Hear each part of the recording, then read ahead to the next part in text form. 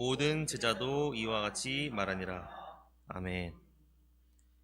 최후의 만찬이 있었습니다.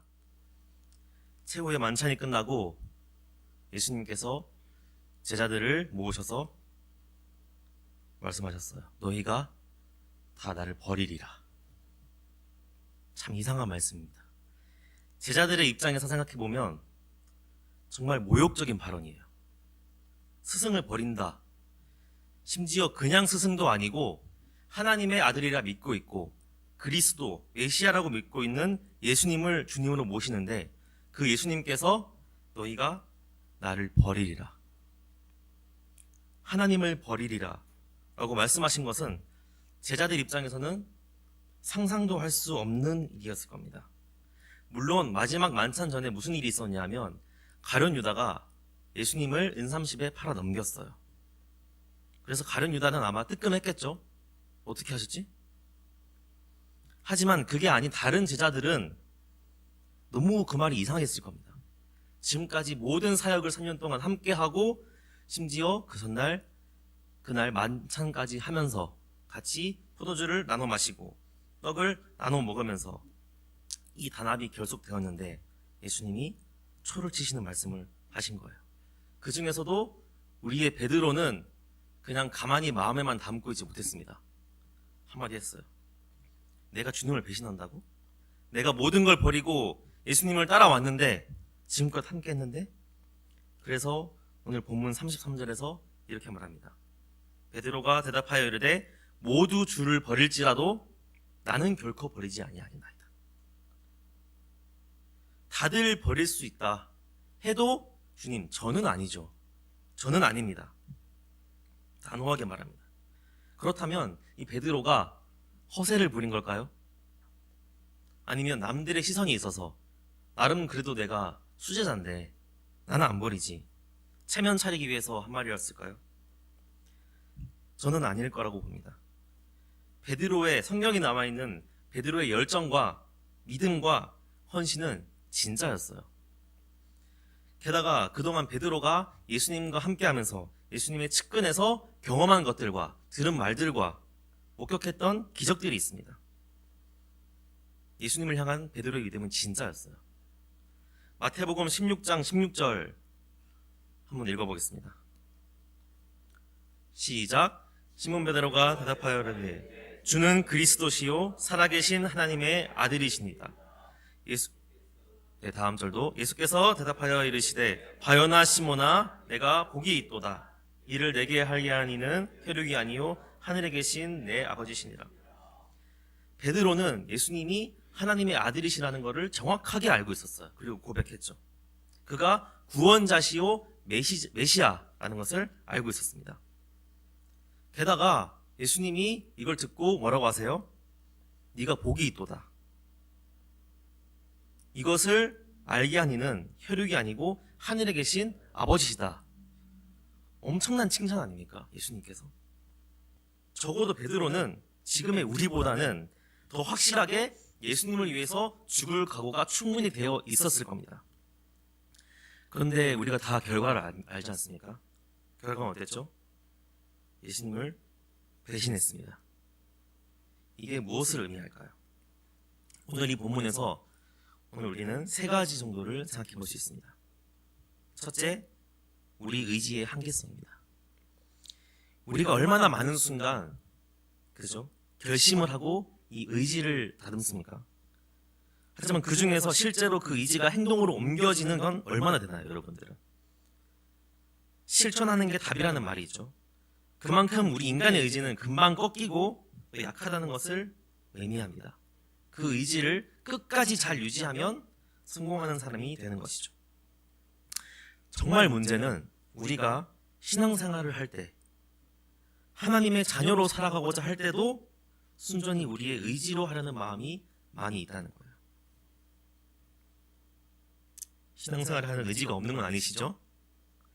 가장 기본적인 신앙생활인 기도와 말씀부터 우리의 의지로 하려고 하면 어떻습니까? 너무 어렵고 쉽게 포기하게 됩니다. 우리 교회 성도님들은 다들 나름 양육반도 받으시고 제자 훈련, 제자 대학도 다 받으셨기 때문에 연초가 되면 어느 정도 결심을 하시는 분들이 있으실 거예요. 올해는 정말 성경 일독해봐야겠다. 아니면 신약이라도 일독해봐야겠다. 매일 하나님 말씀으로 큐티 묵상을 해봐야겠다. 결심을 하지 않습니까? 아직까지 그 결심이 지속되고 있는 분 계십니까? 그렇다면 정말 대단하신 분입니다. 아니면 올해는 정말 부모님을 전도해 봐야겠다. 내 친한 친구가 교회 안 다니는데 올해는 꼭 교회에 같이 데리고 와봐야겠다. 아니면 좀 더 일찍 나와서 예배를 준비해 봐야겠다. 기도로 예배를 준비해야겠다. 그런 결심들이 나의 의지로 한 결심이라면 우리는 한 번쯤 점검해 봐야 됩니다. 그 결심은 오래가지 못하기 때문입니다. 그런데 오늘 베드로의 이 고백은 바로 인간적인 의지와 결심이었어요. 예수님을 죽기까지 따르겠다는 그 말 분명 진심이었을 겁니다. 하지만 실제로는 어땠어요? 자신에게 위험한 상황이 오자 예수님을 저주까지 퍼부으며 배신했습니다. 부인했습니다. 중요한 것은 베드로가 얼마나 강한 의지를 가지고 있느냐, 이게 아니라 베드로가 자신의 의지와 결심으로 예수님을 따르려 했다는 것입니다. 16장 17절에서 예수님이 뭐라고 말씀하셨습니까? 시몬이 이것을 알게 한 것은 혈육이 아니요 하늘에 계신 아버지시다. 이미 예수님은 이 베드로의 믿음과 의지와 결심이 베드로가 아닌 하나님으로부터 온 것임을 확실하게 말씀하셨습니다. 베드로는 분명히 열정이 넘치고 예수님에 대한 사랑이 넘쳤지만 인간적인 의지와 노력으로는 예수님의 길을 따라갈 수 없음을 우리가 알 수 있습니다. 하지만 결국에는 베드로가 어떻게 되죠? 예수님의 부활을 목격하고 회복되어서 성령님을 세례로 받은 후에 죽기까지 예수님을 따르는 위대한 제자, 위대한 사도가 되지 않습니까? 자신의 이름대로 반석이 되고야 합니다. 그가 그렇게 될 수 있었던 것은 베드로가 자기 자신의 인간적인 의지와 결심, 노력으로 예수님을 따르는 것을 멈추고 하나님의 은혜, 성령님의 도우심을 구하며 예수님을 따랐기 때문입니다. 우리가 잘 알고 있는 사도 바울도 똑같이 말합니다. 고린도전서 15장 10절 말씀 함께 읽어보겠습니다. 고린도전서 15장 10절 말씀 시작. 그러나 내가 나된 것은 하나님의 은혜로 된 것이니 내게 주신 그의 은혜가 헛되지 아니하여 내가 모든 사도보다 더 많이 수고하였으나 내가 한 것이 아니요 오직 나와 함께 하신 하나님의 은혜로라. 아멘. 사도 바울은 처음에는 자신의 열심으로 하나님을 따르려고 했었어요. 그때는 그러나 잘못된 길로 가고 말았습니다. 자기 스스로는 분명 옳은 길을 가고 있다고 굳게 믿었을 거예요. 자신이 가는 길이 진정한 하나님을 따르는 제자도의 길이라고 생각했습니다. 왜냐하면 당시 예수님을 이단으로 분류하고 그 예수님을 따르던 사람들을 잡으러 다녔으니까요. 하지만 정말 예수님을 실제로 만나고 예수님의 종이 된 후로는 바울은 자신의 노력, 자신의 열심, 자신의 의지가 아니라 하나님의 은혜로 예수님을 전파하게 됩니다. 바울이 고백하고 있죠. 내가 모든 사도보다 더 많이 수고하였으나 내가 한 것이 아니요. 누가? 오직 나와 함께 하신 하나님의 은혜다. 사도 바울조차 자신의 열심이 아닌, 의지가 아닌 하나님의 은혜로 하나님의 일을 한다면 과연 그 누가 자신의 의지로 할 수 있을까요? 이뿐만이 아닙니다. 더 나아가서는 예수님조차 인간적인 의지로는 하나님의 사명을 감당하기 쉽지 않았습니다. 마태복음 26장 38절 39절 함께 읽어보겠습니다. 시작. 이에 말씀하시되 내 마음이 매우 고민하여 죽게 되었으니 너희는 여기 머물러 나와 함께 깨어있으라 하시고 조금 나아가사 얼굴을 땅에 대시고 엎드려 기도하여 이르시되 내 아버지여 만일 할만하시거든 이 잔을 내게서 지나가게 하옵소서. 그러나 나의 원대로 마시옵고 아버지의 원대로 하옵소서 하시고 예수님도 이 땅에 오시면서 인성을 같이 가지셨어요.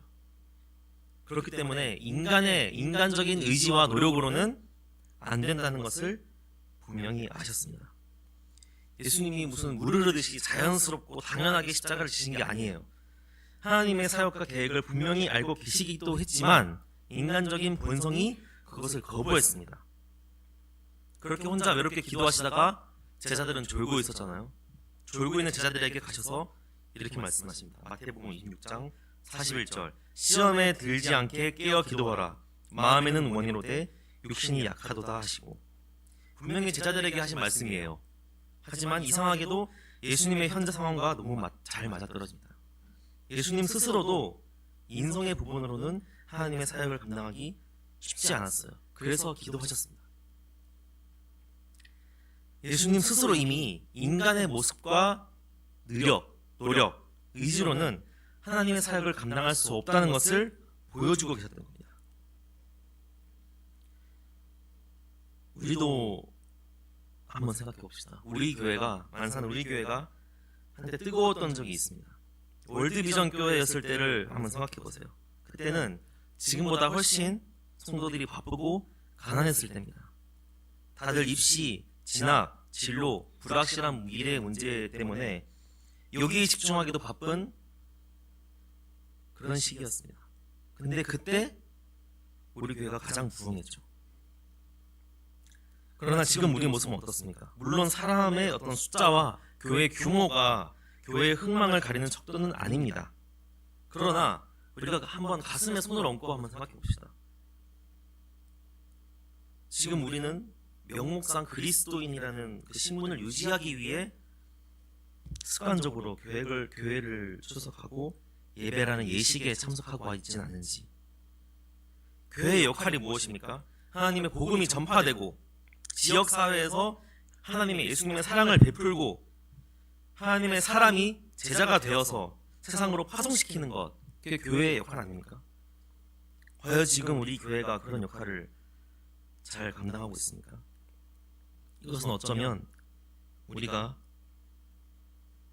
이것은 어쩌면 우리의 인간적인 의지와 노력의 한계를 보여주는 명확한 예시인지도 모릅니다. 10년 전 열린 모임과 각종 셀들이 살아서 얼마나 많은 사람들에게 복음을 전하고 그들을 회복시키고 하나님의 자녀로서 하나가 되게 해야 했는지 기억하시나요? 그때는 우리 모두 얼마나 열정이 넘쳤습니까? 이 교회에 대해서 의지가 가득했습니까? 하지만 우리가 알 수 있듯이 사람의 의지와 노력은 언제나 한계에 부딪히고 마는 것입니다. 오늘 본문을 통해서 알 수 있는 두 번째는 바로 하나님의 역사는 하나님의 말씀대로 이루어진다는 것입니다. 마태복음 26장 31절 32절 오늘 본문 다시 읽어보겠습니다. 오늘 본문 31절 32절 시작. 그때 예수께서 제자들에게 이르시되 오늘 밤에 너희가 다 버리리라. 기록된 바 내가 목자를 치리니 양의 떼가 흩어지리라 하였느니라. 그러나 내가 살아난 후에 너희보다 먼저 갈릴리로 가리라. 예수님이 이 말씀을 하신 것은 알고 보니 제자들이 배신할 것을 강조한 말이 아니었어요. 그 뒤에 말씀이 핵심이었습니다. 뭐였죠?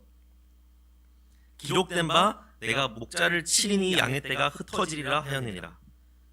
그런데 이 뒤에 말씀이 핵심인 거를 베드로는 이미 그 앞에 너희가 다 나를 버리리라 이 말을 듣고 정신이 나가버린 거예요. 자, 기록된 바, 이 말씀은 예수님이 성경을 인용하신 말씀입니다. 스가랴 13장 7절 말씀 함께 읽어보겠습니다. 스가랴 없나요? 제가 읽어드리겠습니다. 만군의 여호와가 말하노라. 하라 깨어서 내 목자 내 짝 된 자를 치라. 목자를 치면 양이 흩어지려니와 작은 자들 위에는 내가 내 손을 들이우리라. 이미 예수님 하신 말씀은 구약 성경에 기록된 말씀이었어요. 즉 성경 말씀대로 앞으로 일이 일어날 것을 말씀하고 계시는 겁니다. 그리고 예수님은 이미 자신이 죽고 다시 부활하실 것을 제자들에게 말씀하셨어요. 한번 볼까요? 마태복음 16장 21절에서 23절 한 절씩 읽어보겠습니다. 이때로부터 예수 그리스도께서 자기가 예루살렘에 올라가 장로들과 대제사장들과 서기관들에게 많은 고난을 받고 죽임을 당하고 제3일에 살아나야 할 것을 제자들에게 비로소 나타내시니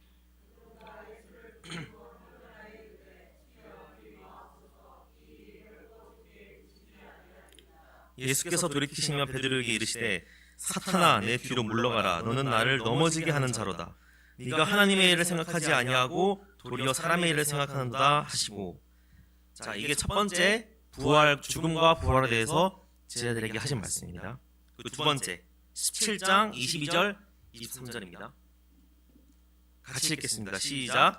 갈릴리에 모일 때에 예수께서 제자들에게 이르시되 인자가 장차 사람들의 손에 넘겨져 죽임을 당하고 제3일에 살아나니 하시니 제자들이 매우 근심하더라. 이게 마태복음에 기록된 두 번째 죽음과 부활에 대해서 말씀하신 겁니다. 마지막 세 번째입니다. 마태복음 20장 17절에서 19절 같이 읽겠습니다. 시작. 예수께서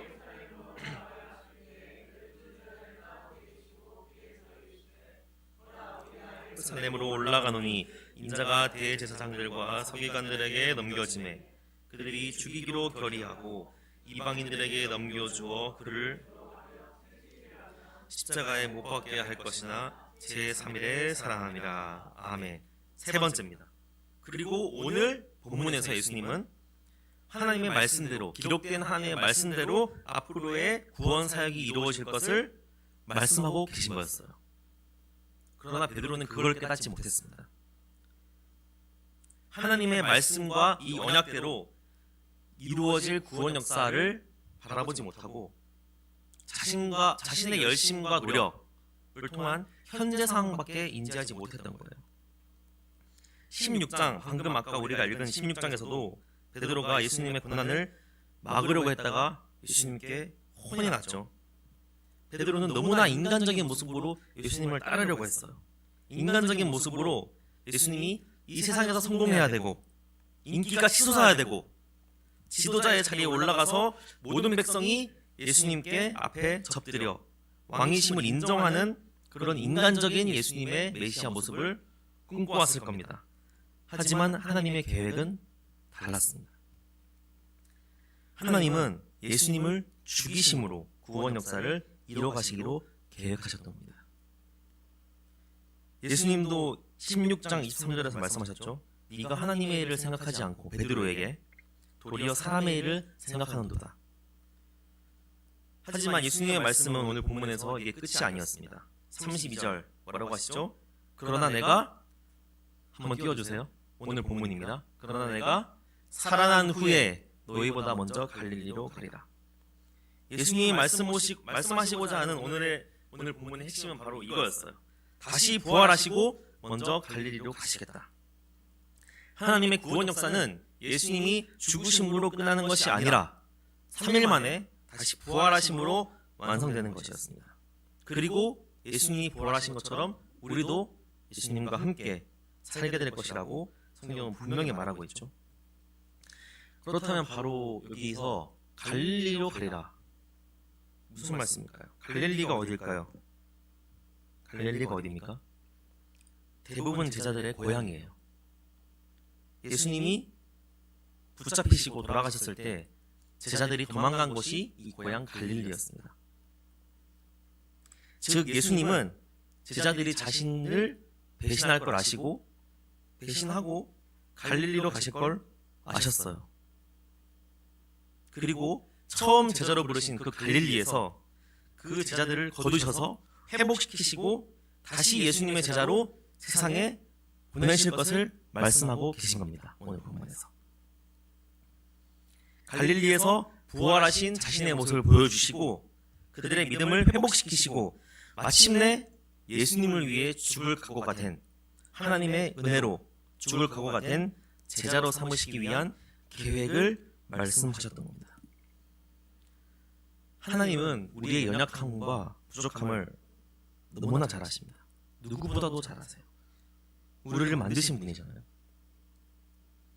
그러나 하나님은 구원 역사를 우리에게 던지시고 무책임하게 두시는 분이 아닙니다. 우리를 위해 대신 모든 역사를 이루어 가시는 분입니다. 우리가 하는 거는 하나님이 키를 잡고 있으신 그 배 위에 올라타 있는 것뿐이에요. 그저 하나님이 항해사로서 운행하시는 그 파도에 몸을 맡기는 겁니다. 하나님이 다 하십니다. 그리고 그것은 이미 하나님의 말씀에 기록된 대로 이루어지게 되는 것입니다. 예수님의 죽으심과 부활만이 아닙니다. 앞으로 예수님이 재림하셔서 하나님 나라가 이 땅 가운데 임하시게 될 그 종말의 날도 성경에 기록된 대로 이루어지게 될 것입니다. 믿으십니까? 여러분, 축구선수 손흥민 선수 아시죠? 다 아시죠? 그저께도 친선 경기에서 2골을 넣었습니다. 아시나요? 잘 모르시나요? 지금 손흥민 선수가 영국에서 프리미어 리그라는 그 리그에서 뛰고 있어요. 근데 지금 거기서 99골을 넣었다고 합니다. 99골. 그래서 한 골만 더 넣으면 100골이라고 해요. 100골. 그래서 그 손흥민 선수가 넣었던 골만 모아놓은 1시간 10분짜리 영상이 유튜브에 올라왔습니다. 손흥민 선수 골 99개. 1호 골부터 9골까지. 그 영상을 보면 이미 그 손흥민 선수가 골을 넣은 장면만 보여주잖아요. 그럼 어떻습니까? 아무리 어려운 슛을 하더라도 걱정이 안 돼요. 왜냐하면 이미 넣은 걸 아니까. 만약에 한 번 차서 골이 안 들어갔어도 걱정이 안 돼요. 왜냐? 한 번 더 차서 넣은 걸 아니까. 이미 골을 넣었다는 걸 알기 때문에, 알고 보기 때문에 어떻게 그 사람이 축구를 하든지 걱정이 안 되는 겁니다. 골을 넣겠구나. 하나님 나라에 대한 우리의 믿음도 이와 같습니다. 이미 하나님이 이루실 것을 우리는 시간에 따라 차례차례 경험하고 있는 것 뿐입니다. 다만 우리가 베드로처럼 인간적인 모습으로 당장의 상황만을 봤을 때는 실망하고 절망하며 낙심하게 될 수 있습니다. 당장 나의 상황과 배경만 보는 것이 아니라 하나님의 큰 계획하심을 볼 수 있어야 합니다. 하나님의 계획 아래에서는 지금의 가장 안 좋은 상황이 가장 좋은 상황이 될 수도 있기 때문입니다. 마지막으로 우리가 오늘 본문으로부터 알아가야 할 사실 한 가지는 바로 교만하지 말아야 한다는 것입니다. 오늘 본문에서 베드로가 한 말을 살펴보면 베드로가 나름 예수님의 제자로서 얼마나 자부심을 가지고 있는지를 알 수가 있어요. 그도 그럴 것이 베드로는 예수님의 수제자였습니다. 예수님이 변화하신 모습도 직접 봤고, 기억하실지 모르겠지만 예수님을 따라서 살짝 무리를 걷기도 했어요. 빠지기 전까지.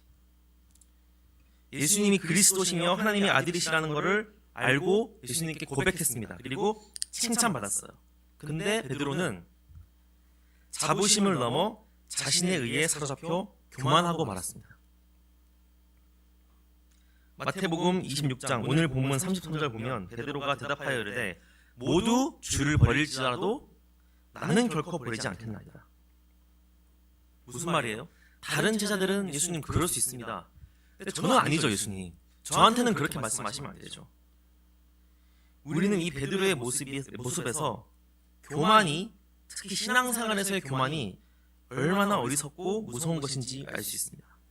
그렇게 호언장담하던 베드로는 어떻게 해요? 예수님이 잡히신 곳 그 앞에서 대놓고 예수님을 저주하며 부인하죠. 배신하고 말았습니다.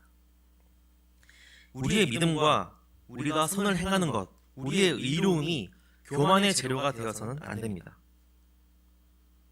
우리가 교만할 수 없는 이유는 지금 모습이 오직 하나님의 은혜이기 때문입니다. 우리가 예수님이 있는 부모 밑에 태어나고 자라서, 아니면 어릴 때 누가 친구가 전도해줘서, 아니면 어떻게 스스로 나왔거나 어떤 방법으로든 하나님을 알게 되었고 예수님을 믿게 되었든, 그것은 내가 잘나고 선택을 잘해서가 아니라 오직 하나님의 은혜이기 때문이라는 것입니다. 이것은 비단 믿음과 신앙에만 국한되지 않습니다. 내가 만약 남들보다 조금 잘났다면 그것은 내가 잘나서가 아니라 하나님이 그 자리에 나를 놓으셨기 때문입니다. 지지난주 달란트 비유 말씀에서 말씀드렸듯이 그 자리에 내가 있는 것은 내가 잘나서가 아니라 그 자리에 있는 나를 통하여 하나님이 이뤄가실 하나님 나라의 역사가 있기 때문입니다. 자랑할 것은 아무것도 없어요. 자랑할 것은 오직 예수님밖에 없는 것입니다.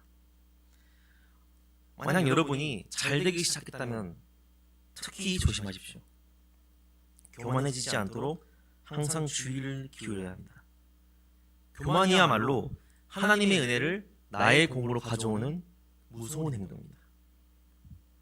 누구보다도 열심히요 예수님을 잘 따른다고 확신했던 베드로가 한 여종의 추궁에 3번이나 예수님을 부인하며 무너진 모습을 보십시오.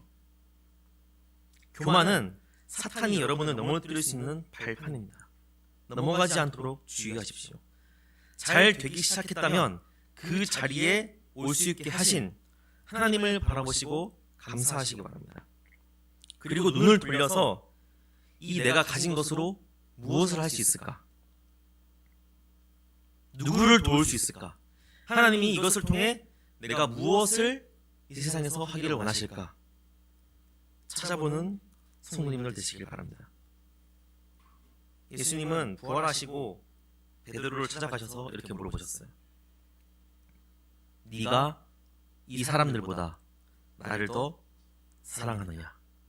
물어보셨어요. 부활하신 후에. 몇 번 물어보셨을까요? 3번 물어보셨습니다. 마치 예수님을 베드로가 3번 부인한 것처럼 말이죠. 이것은 예수님이 베드로의 무너짐과 절망에서 건지시고 다시 회복시킨 것입니다. 그리고 다시 예수님의 제자로서 예수님의 어린 양을 먹이라고 하셨습니다. 이제는 베드로는 자신의 인간적인 의지와 노력이 아니라 하나님의 은혜와 성령님의 도우심으로 예수님의 복음을 전파하게 된 것입니다. 우리는 모두 연약한 육신을 가지고 태어났습니다. 우리의 영혼이 어떻든 우리는 육체의 연약함에 사로잡혀 있습니다. 그리고 이 연약함으로는 이 부족함으로는 하나님께 다가갈 수도 없으며 하나님의 일을 행할 수도 없습니다. 이것이 바로 우리가 하나님의 은혜를 더 바라고 구해야 하는 것입니다. 하나님과 더 가까이 하며 하나님을 찾아야 하는 것입니다. 하나님께서 우리를 회복시키실 겁니다. 안산 우리 교회를 회복시키실 겁니다. 그것이 하나님의 뜻이란 말이죠. 하나님의 계획을 볼 수 있는 우리가 되길 원합니다. 지금 일어나고 있는 모든 일은 하나님의 계획하심 아래 일어나는 일들이에요. 체스 선수들이 단 한 수도 아무 의미 없이 두지 않는 것처럼 모든 일들은 하나님의 계획하심 아래 일어나고 있습니다. 우리 성도님들 모두 하나님의 계획하심을 알고 하나님의 은혜로 하나님의 사역을 행하며 하나님의 역사하심에 함께 참여하는 모두들 되시길 바랍니다. 기도하겠습니다. 하나님 감사합니다. 오늘은 예수님께서 하신 말씀을 통하여 하나님이 어떻게 그분의 계획을 이뤄가시고 구원 역사를 이뤄가시고 우리를 회복시키시는지 확인했습니다. 주님, 우리가 우리의 노력과 우리의 인간적인 열심과 우리의 인간적인 의지로만 주님을 따르지 않게 하시고 우리를 이 자리에 보내신 하나님의 은혜를 간구하며 주님의 일에 참여하는 우리 모두가 될 수 있도록 인도하여 주시옵소서. 감사드리며 예수님 이름으로 기도드렸습니다. 아멘.